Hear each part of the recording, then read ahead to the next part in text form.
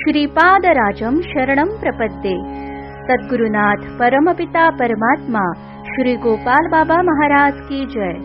श्रीपाद श्रीवल्लभ स्वामी लेखमाला लेखक क्रमांक 64। गॅरंटी।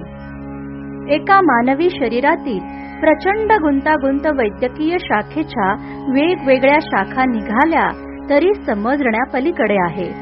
डोक्यापासून पायापर्यंत वेगवेगळे स्पेशालिस्ट असतात। आजाराच्या डायग्नोसिस करिता अनेक टेस्ट घेतल्या जातात, स्कोपीज केल्या जातात, औषध सुचवलं जातं। काही दिवस त्या औषधाने आजारात काही सुधारणा होते का हे पाहून औषधं बदलली जातात। जे औषध लागू होते त्याला रामबाण औषध म्हणतात। अध्यात्मात मानवी शरीराची अन्नमय, प्राणमय, ज्ञानमय, विज्ञानमय, आनंदमय अशी सूक्ष्मातीत सूक्ष्म रचना सांगितली आहे। ही रचना एक्स-रे, सोनोग्राफी, MRI आणि कोणत्याही टेक्नॉलॉजीने दिसत नाही। ही रचना दिसते भगवतमय सद्गुरूला। भक्ताच्या कोणत्या शरीरात काय दोष आहे तो उदीने दूर करायचा की स्तोत्र पठणाने की पारायण जपजाप्याने दूर करायचा हे या सद्गुरूला समजते। तो सांगेल ते तर्क न लावता फॉलो करायचं। बद्री क्षेत्रात पूर्व पुण्याईने एक जण महावतार बाबांकडे पोहोचला। बाबांनी विचारलं, कशाला आला? तो म्हणाला, तुमचा शिष्य व्हायला। बाबा म्हणाले, मार दरी तोडी। तो पळत गेला आणि दरीत स्वतःला झोकून दिलं।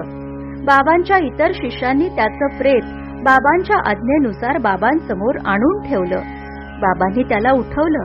त्याच्या आधीच्या 5ही शरीरांची शुद्धी त्याला दरीत उडी मारून बाबांनी करायला लावली होती आणि त्यानेही तर्क न करता, जीवाची पर्वा न करता स्वतःला झोकून दिलं। बापनाचार्य गणेशाचे धाकटे भाऊ लाभ, नंतर लाभाद महर्षी, नंतर सत्य ऋषीश्वर, नंतर भास्कराचार्य, नंतर श्रीकृष्ण परमात्मा ज्यांच्या घरी गोकुळात वाढला ते नंद, नंतर श्रीपादांचे पिठापुरात आजोबा म्हणून आले। पिठापुरात श्रीपाद 8 वर्षांचे असताना बापनाचार्यांच्या मुखातून दिव्य श्री सिद्ध मंगल स्तोत्र बाहेर पडलं। श्रीपादांनी सांगितलं आहे की या स्तोत्रात कुणीही व्याकरण दृष्टीने चूक काढायचा प्रयत्न करू नये। या स्तोत्राचे गायन पठण जिथं होईल तिथं मी सूक्ष्म रूपात हजर असेल। तिथलं वातावरण मंगलमय स्पंदनांनी भारलं जाईल।